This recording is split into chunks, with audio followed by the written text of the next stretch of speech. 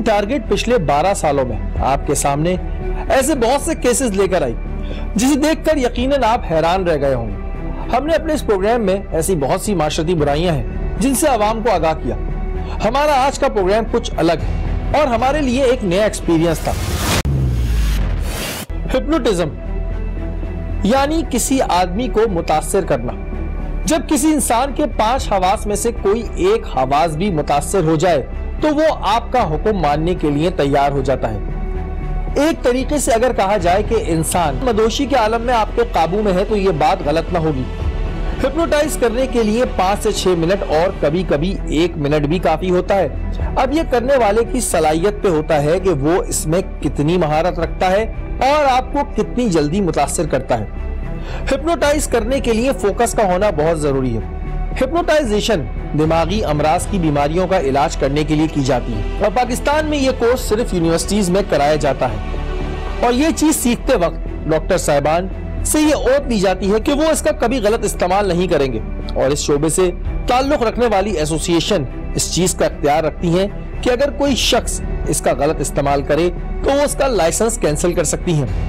अक्सर हम देखते हैं कि जब कहीं लूटमार होती है तो सामने वाले की जानिब से अक्सर मजामत होती है और अगर कुछ ना कर पाए तो बद्दुआएं देते नजर आते हैं। लेकिन कराची शहर में कुछ ऐसा पुरस्कार हो रहा था कि जो शख्स लुट रहा था ना तो वो किसी किस्म की मजामत कर रहा था बल्कि उसकी आंखों के सामने लूटमार होती है और वो खामोश खड़ा देखता रहता है। आखिर ऐसा क्यों हो रहा था? सोशल मीडिया पर वायरल होने वाली कुछ वीडियोस ने तो शहर भर में तहलका मचा दिया था। एक बुजुर्ग इंसान एक औरत और एक बच्चे के साथ दुकान में जाते हैं और कुछ देर बाद वो सामने खड़े शख्स के कैश काउंटर में हाथ डालकर पैसे निकालते हैं और इसकी आंखों के सामने बड़े आराम से चले जाते हैं। ऐसी बहुत सी वीडियो सोशल मीडिया पर वायरल होने लगी जो हमारी आंखों के सामने से गुजरी। इन वीडियोस में साफ देखा जा सकता है कि ये बुजुर्ग इंसान कितने आराम से कैश काउंटर से पैसे निकालता है और सामने वाले शख्स में इतनी हिम्मत नहीं होती कि वो उसको रोक सके। आखिर ये शख्स के पास ऐसी कौन सी तिलिस्माती ताकत थी जिससे ये अवामुन नास को लूट रहा था। हमने अपने माजी के कुछ केसेस की स्टडी करना शुरू की। ऐसा ही एक खवातीन का गैंग आज से काफी सालों पहले निकला करता था और घरेलू खवातीन को हिप्नोटाइज करके लूट लिया करता था।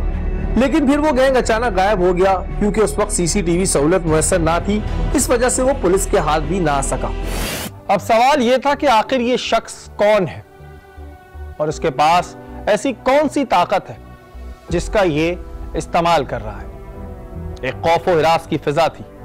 कब कौन इसका शिकार बन जाए ये किसी को मालूम नहीं था। एसपी जमशेद टाउन इस केस को सॉल्व करने के लिए मसरूफ अमल थे। इस शख्स की इंक्वायरी की जा रही थी लेकिन इसका कोई रिकॉर्ड हमारे सामने नहीं आ रहा था। आया ये शख्स पाकिस्तानी था या नहीं इसका भी रिकॉर्ड अभी तक सामने नहीं आया था। एसपी जमशेद टाउन ने फौरी तौर पर अपनी टीम को हिदायत दी कि इस केस को फौरी तौर पर सॉल्व किया जाए। फिरोजाबाद जहां पर ये कार्रवाइयां अमल में आई थी वहां के एसएचओ औरंगजेब खटक ने इस शख्स का सुराग लगाने के लिए अपने मुखबिरों का जाल बिछा दिया। इन्होंने काफी तंग किया हुआ है, हर जगह पे वारदातें कर रहे हैं। इसके कोई वो निकालो सिलसिला यार। ये कार्रवाइयां रुकने का नाम नहीं दे रही थी और बैक टू बैक ऐसे वाकयात सामने आ रहे थे। दुकानदारों में खौफ और हिरास फैल गया था कि ना जाने अब कौन सा शख्स इसका शिकार बनेगा। अचानक एक सुराग एसएचओ फिरोजाबाद के हाथ लगा। इस शख्स की इंफॉर्मेशन तो हमें मिल गई थी लेकिन काम अभी अधूरा था।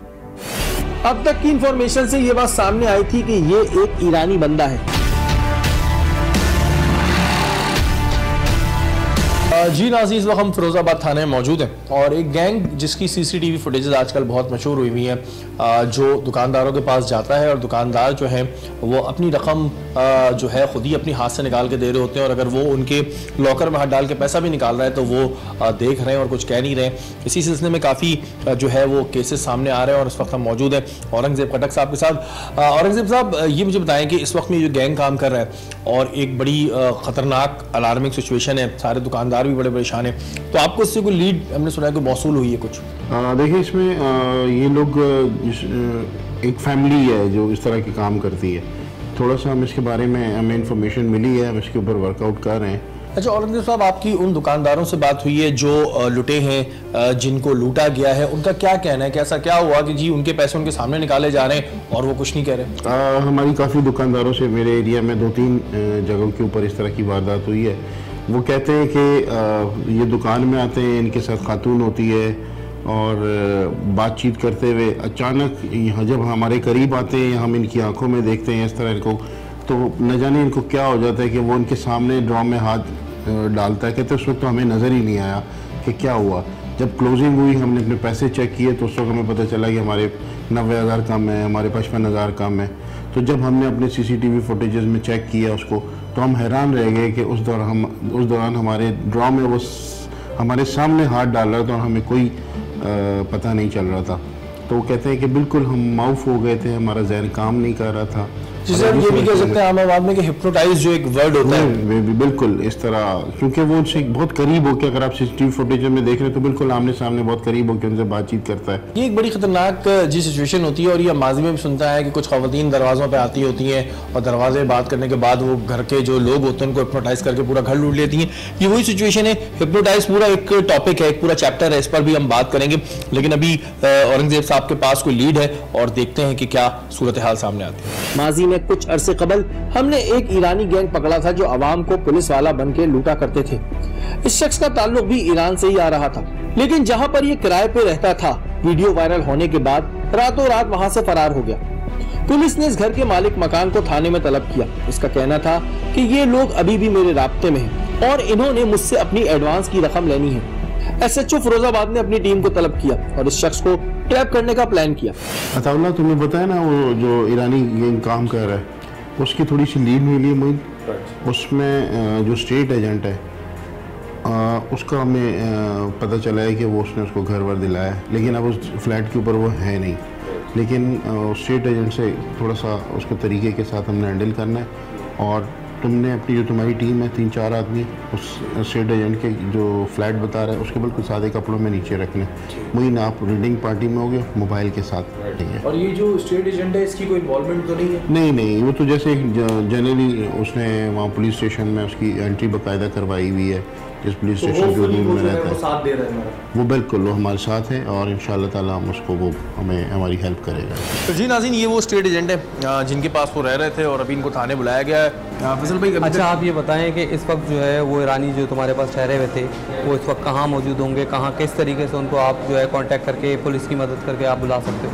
वैसे भाई वो जो है ना मेरे पास आ जाएंगे, मैं उनको फ़ोन करके बुला सकता हूँ क्योंकि मेरे ऊपर उनके कुछ पैसे हैं। अच्छा, जहाँ बोलेंगे मैं उनको बुला चलें, आप उनको फ़ोन करके आराम से बुला सकता हूँ मैं, क्योंकि उनके पैसे हैं, वो खुद ही आएंगे और उनके पैसों की फुटेज भी देखनी है तो वही है। जी वही। मालिक मकान ने इस शख्स को कॉल मिलाई।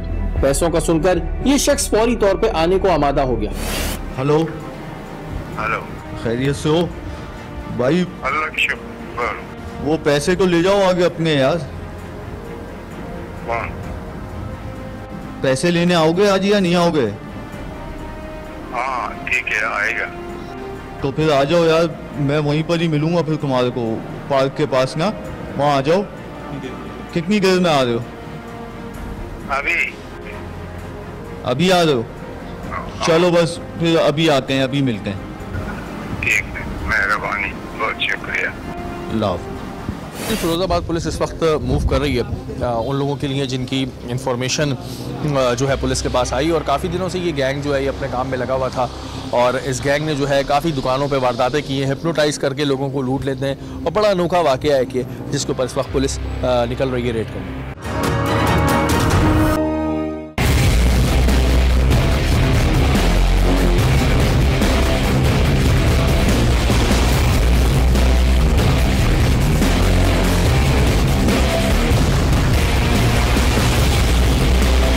हमने पुलिस टीम के साथ इसकी बताई हुई जगह को कैप्चर कर लिया। काफी देर गुजरने के बाद बिला आखिर ये शख्स वहां पे आ पहुंचा। जैसे ही हमें सिग्नल मौसूल हुआ, हमने पुलिस के साथ इस शख्स को अपने गिरफ्त में ले लिया।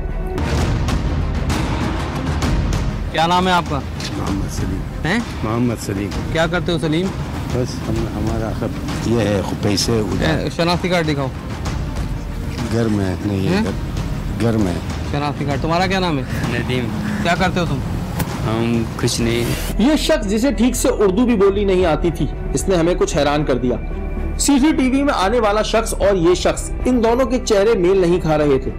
हम परेशान थे कि आया ये शख्स कौन है। क्या मालिक मकान ने अपनी कोई जाती दुश्मनी के लिए तो हमें इस्तेमाल नहीं किया? कहाँ से हो तुम? किधर से हो? इलाका कौन सा है तुम्हारा? क्वेटा। 35,000। और अचानक निकले थे। इसका घर छोड़ के क्यों चले गए तुम लोग? गया नहीं है घर, गया नहीं हम घर, एकदम से घर छोड़ दिया था तुम लोग। लेकिन इस जगह खड़े होकर कोई भी फैसला करना मुनासिब ना था। थोड़ी सी नाज़रीन कन्फ्यूजन है, क्योंकि ज़ाहिर फुटेज में जो चेहरा है वो थोड़ा सा डिफरेंट है, लेकिन अभी बहरहाल थाने चलेंगे तो पता चलेगा कि एक्चुअल क्या बात है। और क्योंकि जो अभी तक जो स्टेट एजेंट है उसका यही कहना है कि जो सीसीटीवी फुटेज में लोग हैं वो यही है।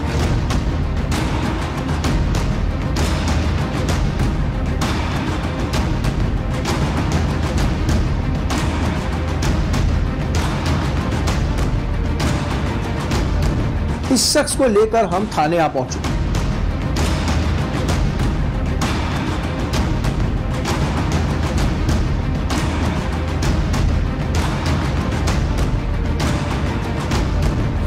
SHO फिरोजाबाद से लेकर थाने का पूरा अमला और हम भी इसी बात पे परेशान थे कि आया ये शख्स वो है कि नहीं, क्योंकि इन दोनों का चेहरा मेल नहीं खा रहा था। ये वो सीसीटीवी फुटेज वाला ये इसका फेस मिल नहीं रहा उससे बंदे से, कोई फेस तो मिल रहा है लेकिन उसमें तो एजेड लग रहा था, ये तो बिल्कुल यंग लग रहा है। अभी कितनी एज है आपकी? एज कितनी है? उम्र 61 ईयर्स। 61 ईयर्स। तो सीसीटीवी फुटेज में जो डकैतियां मारो तुम ही हो? नहीं कहते हम। तुम क्या करने आए थे यहाँ पे? अभी क्या करने आए? बस हम लोग यहाँ पर मकान है, घर है। मकान है, घर है, तो स्टेट एजेंसी वाले के पास क्यों आया था? किधर? स्टेट वाले के पास पैसे लेने आए थे अपने? हाँ। फिर हमने सोचा कि क्यों ना इस शख्स को एक टोपी और चश्मा लगाकर देखा जाए, जो उस वीडियो में मौजूद शख्स ने लगाया हुआ था। इसको जरा करवा के देखते हैं। देखें ना उसका टोपी है किसी के पास? जैसे ही टोपी और चश्मा लगा तो कुछ जादू सा हो गया। सीसीटीवी में आने वाला शख्स और ये शख्स दोनों ही मैच कर गए। ये वही है, ये उसी से अब मिल रहा है इसका। अभी तुम्हारी तो जगह जगह वीडियो चल रही है, क्या हमने झूठ बोलने का फायदा नहीं है ना। अब तो तुम्हारी वीडियो भी आ चुकी है, सब आ चुके हैं। पहले तुम बोल रहे हो ये नहीं है। कितने काम किए तुमने? कितने काम किए ये जो तुम यहाँ पर एडवर्टाइज करता है? नया आया बस वही। इस शख्स ने हमें घुमाने की बहुत कोशिश की, लेकिन फिर दूध का दूध और पानी का पानी हो गया। 2000, 4000, 5000 कमाया, खाया। कितनी शॉपों पे गया? वो तो बोलते 90,000 कमाया, कितने से तुम 55,000 ले गया। तुम्हारे साथ जो औरत होती है वो कौन है? हाँ, बहू है। कहाँ गई वो? वही लोग आई गया, ईरान गया। ईरान चला गया? तुम पीछे से कहाँ से हो? तुम कहाँ से हो? ईरान किस जगह गया हो? मालूम नहीं है। जायदान गया है? जायदान गया। जायदान गया? क्यों चले गए? जब फुटेज आ गई? नहीं, बस ऐसे ही वही लोग आया गया, सामान वगैरह खरीदा, कपड़ा। बताओ, जब तुम घरों में जाते थे, वो जब तुम दुकानों पे ये वारदात करते थे तो वो भी साथ होती थी ना तुम्हारे? क्या उसको नहीं पता होता था क्या हो रहा है? हाँ, बताओ ना उसको क्या हो रहा है। जी, वो भी शामिल थी ना? शामिल था, गया। वही लोग खाना पीना। तो तुम कैसे करते थे? तुम अमल करता है? क्या करता है तुम? नहीं, अमल यही है। क्या अमल तुमने कहीं से सीखा है कोई? इसने हमें बताया कि लोगों को हिप्नोटाइज करना जानता है और ये काम इसने अपने आबाओ व अजदाद से सीखा है। हिप्नोटाइज करते हैं, तुमने कहाँ से सीखा है? मालूम नहीं है। 100 साल हुआ पहले। हमारा बाप दादा खानदान खानदानी अमल है तुम्हारे पास? बहुत है, जैसा ही हमारा लोग बहुत है, लाखों। अच्छा, इसमें क्या होता है जब तुम एक बंदे से पैसे ले रहे हो, तो जब वो एक बंदे के तुम गले में हाथ डाल के पैसा निकाल रहे हो, तो वो क्यों कुछ नहीं कर पाता? मतलब वो माउफ हो जाता है, उसको ब्लैंक हो जाता है, क्या हो जाता है पूरा? मालूम क्या तुम्हारे पास क्या टेक्निक है? तुम कोई अमल पड़ता है उसके ऊपर? हम लोग जाते था उधर पैसा सामान वगैरह खरीदने। बाद में 1000 तुम उसके ड्रम में हाथ डालते? तुम उसके जैसे तुम उसके ड्रम में हाथ डाल रहे? पैसे इधर ही हाथ से क्या करते हो तुम? हम कपड़े के काम बाहर करते। क्या करते हो कपड़े का? Belgium, Malaysia, Bangkok. Belgium, Malaysia, Bangkok. ये कौन है तुम्हारा? अब्बू है, वालिद। अब्बू है? तो तुम्हें नहीं पता तुम्हारा अब्बू क्या काम करता है? मैं तो अभी 1 महीने से आया एक हूँ। महीने में तुम्हें नहीं पता तुम्हारा अब्बू क्या काम करता है? पहली दफा थोड़ी कर रहा है। तुमने दुबई मलेशिया में भी किया है? हाँ किया। पहले हमें सच सही बात बताओ, तुम्हारे पास ये अमल कहाँ से, तुम पर खानदानी तुम्हारे पास आ रहा है या तुमने कहीं से सीखा है, क्या है तुम्हारे पास? बस ये जो है ज़माना वो 1940 उस टाइम हमारे बाप दादा ऐसे ही सिखाया। इसको नजरबंदी कहते हैं ना? नहीं मतलब आंखों के आगे बिल्कुल जो भी कुछ हो रहा हो बंदे को पता चला। तुमसे तो बात करते हैं एक मिनट, तो तुम्हें पता है तुम्हारा बाप क्या करता है? इस दौरान पे इल्म हुआ है और सब चीज़ बढ़ गया है। इसके पास अगर तो इल्म है तुम्हारे बाप को। इल्म नहीं है और ये जो टेक्नोलॉजी या कुछ पढ़ते हैं वो नहीं है। तो तुम ये बताओ कि तुम लोगों ने कभी रोका नहीं इसको, या तुम भी यही पैसे खाते हो उसके लिए? इसका बेटा तो इस काम को गलत ही नहीं समझ रहा था। इसका कहना था कि ये तो हम अपना पेट पालने के लिए करते हैं। हमारा भाई बीमार है, ऐसे थोड़ा किस कितना मजबूरी में खर्चे पानी के लिए। तो अभी 1-2 महीने हुआ है हमको आने को। अच्छा, कौन से क्या किया हम लोग, क्या किया? 5,000 10,000 खाया, लोगों हैं मारते हैं। तो तुम जो काम बहुत कर रहे हो, बहुत तुम जो काम कर रहे हो हाँ? ठीक कर रहे हो? हाँ? ठीक काम कर रहे हो? अच्छा नहीं काम कर रहे हो? नहीं जन्नत में जाओगे? नहीं। फिर अब लोग- तुम ऐसे अब बन रहे हो, लोग- अब लोग- कि जैसे अब कोई लोग- तुमने कोई गलत काम किया ही नहीं है। तुमने गलत काम नहीं किया। सब लोग ऐसे ही है। नहीं, सब ऐसे है जो ऐसे जो पकड़ा जाता है उसको सजा भी बहुत मिलती है। बहुत आदमी है नहीं, जो ऐसे पकड़ा ही। जाता है उसको सजा भी मिलती है। लोगों हैं नहीं, तुमको इसका कोई एहसास नहीं कि तुम्हें गरीब दुकानदार से और सेल्समैन का क्या बनेगा, जिसके सेल्समैन से तुम 50,000, 3 लाख, 10,000 90,000। नहीं भाई सब उसकी एफआईआर हुई है। मेरे पास 3 है इसकी रिपोर्ट्स आई हैं जो मेरे अपने बादराबाद थाने की हैं। एक में इन्होंने 95,000 लिया, एक में 55 और 40,000। 3 केसेस इस तरह है। अभी मजीद जैसे लोग बता रहे हैं और जो तुम पैसे लेके जाते हो तो social media सेल्समैन को channels भरने पर। पड़ जाते हैं, तो उसको तो कुछ उस बेचारे की जेब से जाते हैं, वो भी गरीब आदमी है। इस शख्स ने मजीद और भी इंकिशाफात किए। 30,000 का सामान 50,000 55,000 का बेचते हैं। चलो तुम एक सच सब बात ये इसने बड़े ये इसकी बातें सुने, इसका कॉन्सेप्ट सुने क्या? कि जी वो महंगा सामान बेचते हैं, इस वजह से हम उसको लूटते हैं, इस वजह से लूटते हैं। वो भी लूट तो तुम भी लूटते हो? हम भी लूट, अगर हम भी नहीं लूटेंगे, हम मर्द नहीं बोलते हैं। हैं? आजकल मर्द नहीं बोलते हैं। सब लोग नहीं करते। लूटने वाला मर्द होता है। आदमी नहीं है। हाँ, पहले से है, नहीं करो वो हम है। ये आपको मैं एक बड़ी इंटरेस्टिंग बात बताऊं, इन लोगों के नज़दीक ये कोई गलत काम ही नहीं है।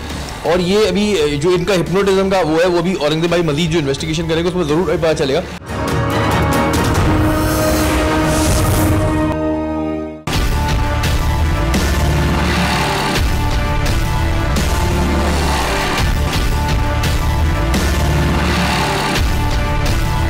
जी नाज़रीन, इस वक्त हमारे साथ एसपी जमशेद ज़ुबैर साहब मौजूद हैं, इनसे हम बात करेंगे। ये भी आपने क्रैकडाउन देखा, जो ईरानी गैंग हिप्नोटाइज करके लोगों को लूट रहा था और काफ़ी लोग परेशान थे, उस गैंग को ब्रस्ट किया गया। ज़ुबैर साहब, सबसे पहले हम ये जानना चाहेंगे कि इस गैंग की इन्फॉर्मेशन कैसे मिलना मौसूल हुई? CCTV फुटेजेस हम भी देख रहे थे, आप लोगों को किस तरह इन्फॉर्मेशन मिला शुरू हुआ? बिल्कुल, एक तो हमें 2-3 कंप्लेंट्स आ गई थी, प्लस हम ऑनलाइन मॉनिटर कर रहे होते। तो ऑनलाइन आप देखेंगे तो फेसबुक पे और ट्विटर पे वीडियोस काफ़ी शेयर हो रही थी। मैं आपसे इंसिडेंट्स की बात करूं तो 3 से 4 इंसिडेंट्स हमें वीडियोस मिल गई थी ईस्ट की, और ओवरऑल सिटी की हम बात करें तो 11 वीडियोस हमारे पास आ गई थी, जिसमें आपने बहुत क्लियरली देखा होगा कि वो लोगों को हिप्नोटाइज करके उसमें उनके सामने पैसे निकाल वो कुछ नहीं कह रहे। बिल्कुल कोई क्वेश्चन नहीं। तो जब ये हमारे पास बहुत ज़्यादा आ गई तो ऑब्वियसली हमें फिर डायरेक्शंस आ गए एसएसपी साहब के, डीआई साहब की तरफ से डायरेक्शंस आ गए कि we have to work on them, we have to act soon. और फिरोजाबाद और बहादुराबाद की सबसे ज़्यादा थी। ज़ुबैर साहब, ये एक बड़ी प्रॉब्लम वाली बात है। इससे पहले भी आपके डिवीजन ने एक ईरानी गैंग पकड़ा था जिसको हमने कवर भी किया था, जो लोगों को पुलिस वाले बन के लूट रहे थे। उसके बाद एक और इस गैंग का आइदर अभी कंफर्म नहीं है कि ईरानी है कि नहीं है, लेकिन ईरान से इनके कनेक्शन निकल रहे हैं। तो क्या वजह है कि इनकी यहाँ पर हमारे पास कोई डाटा नहीं होता है जो ये बड़े ईजिली क्राइम करते हैं और फिर इस तरह निकल जाते हैं? बिल्कुल, आपकी बात ठीक है। जब हमने इनका इंट्रोगेशन स्टार्ट की तो इसमें एक औरत थी जो इनकी बहू थी बेसिकली। वो औरत जब हमने इंट्रोगेट की, उसको लोकेट करें तो इनका वो ईरान से ली गई है। तो वापसली इनकी सारी गैंग की रूट्स जो है ना वो ईरान की तरफ पॉइंट आउट करती थी। बिल्कुल आपकी डेटाबेस, जिस तरह हम अफगान का अभी जो भी नेशनल्स हैं या अफगान की तरफ से जो भी आए हुए हैं, इनको हम सिस्टम एक मॉनिटर कर रहे हैं, उनके NICs हैं उनको मॉनिटर किया जा रहा है। हम ये एक पॉजिटिव स्टेप होगा और हम कोशिश कर रहे हैं इसको कि ईरानियंस जितने भी नेशनल्स आए हुए हैं या जो भी जिस तरह आए हुए हैं उनको हम एक रजिस्ट्रेशन सिस्टम में डालें ताकि हम इनको ट्रैक कर सकें कि इनकी मूवमेंट क्या है, ये कहाँ जाते हैं और यहाँ क्या करते हैं। अगर उनके पास कोई रोज़गार नहीं है तो हमें उनको बिल्कुल क्वेश्चन करना चाहिए कि वो कैसे अपने आप को सस्टेन कर रहे हैं। इनडायरेक्टली हमारे लिए बड़ा मुश्किल हो जाता है। इवन मैं अफगान नेशनल से मुश्किल करूँगा कि वो यहाँ पर वारदात करते हैं और फिर जब वो बलूचिस्तान या ईरान की तरफ निकल जाते हैं तो हमारे लिए उनको ट्रैक करना और उनको पकड़ना बड़ा मुश्किल हो जाता है। अच्छा, माशाल्लाह आपकी अभी करियर का भी स्टार्ट है और आप माशाल्लाह काफ़ी अच्छा काम कर रहे हैं, लेकिन ये जो केस था ये आपको कुछ नया लगा, कुछ यूनिक था ये केस आपके लिए? बिल्कुल वेरी यूनिक, बिकॉज मैंने कभी हिप्नोटिज्म रियल लाइफ में नहीं देखी है, तो मेरे लिए बड़ा एक डिफरेंट एक्सपीरियंस था।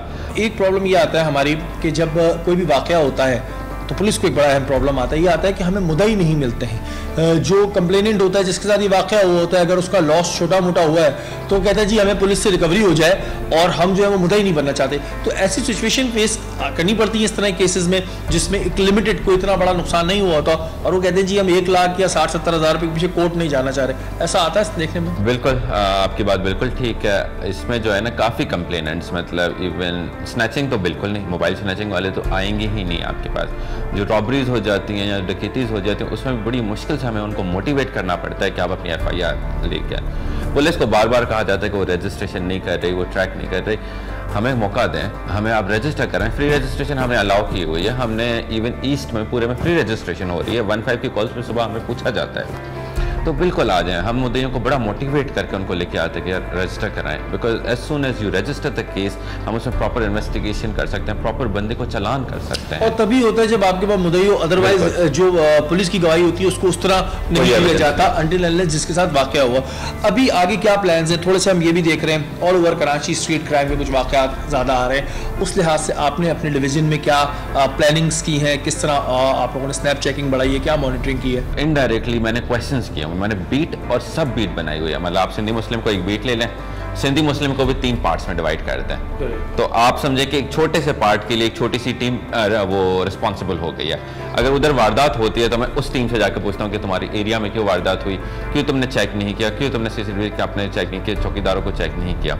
तो इनडायरेक्टली हमने कांस्टेबल लेवल तक इस फिरोजाबाद में एक बंदे को रिस्पॉन्सिबल किया हुआ है। कोई मैसेज देना चाहते हैं आप अपने देखने वालों को, कोई पब्लिक के लिए आपका मैसेज? फर्स्ट कि आप फ्री रजिस्ट्रेशन में बिलीव करें। कोई वारदात, कोई इंसिडेंट आपके पास हो जाता है, बी ओपन। हम वेलकम करते हैं आप लोगों को, हमारे पास ओपनली शिकायत करें। सेकंड, इन्फॉर्मेशन सोर्स बने हमारा। बिल्कुल जी, आवाम की, क्योंकि जो इन्फॉर्मेशन होती है बहुत इंपॉर्टेंट होती है और इस तरह के जो लोग होते हैं वो हमारे बीच रह रहे होते हैं, तो हमें मिलकर पुलिस के साथ काम करना होगा ताकि हमारे बीच का जो एक गैप आ चुका है वो गैप खत्म हो, और ये गैप खत्म करना बहुत जरूरी है। अब वो दौर नहीं रहा कि जी आपके साथ जाती हो रही है तो कोई नहीं सुनेगा। जो आला अफसरान बैठे हैं, मैं इस बात की गारंटी लेने को तैयार हूँ, जो आला अफसरान बैठे हैं वो डेफिनेटली अच्छा काम कर रहे हैं। बहुत शुक्रिया, थैंक यू सो मच। ये केस हमारे लिए इस वजह से नया था क्योंकि लुटने वाला शख्स खुशी खुशी लुटता है और बाद में से पता चलता है कि इसके साथ क्या हुआ। हम जानना चाहते थे कि आखिर ये हिप्नोटिज्म है क्या। इस वजह से हमने कराची के मशहूर मारूफ डॉक्टर इमरान जोफा साहब के क्लिनिक का रुख किया।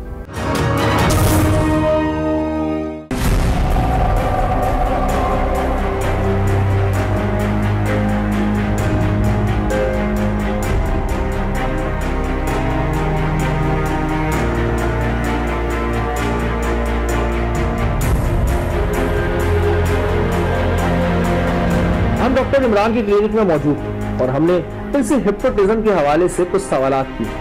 जी नाज़रीन, इस वक्त हमारे साथ डॉक्टर मोहम्मद इमरान साहब मौजूद हैं। किसी तारीफ के मोहताज नहीं है और बहुत अच्छा काम कर रहे हैं अपनी फील्ड के हवाले से। जो केस आपने देखा वो बड़ा इंटरेस्टिंग केस था और हमारी एक क्राइम फील्ड के हवाले से अगर हम बात करें तो ये एक नया केस था कि हिप्नोटाइज करके लोगों को लूटा जा रहा है। इस पर हम बात करेंगे। डॉक्टर साहब, सबसे पहले हम ये जानना चाहते हैं क्या हिप्नोटिज्म एग्जिस्ट करता है और हिप्नोटिज्म होता क्या है? क्या ऐसा होता है कि मुझे हिप्नोटाइज करके मेरे सारे पैसे ले लिए जाए?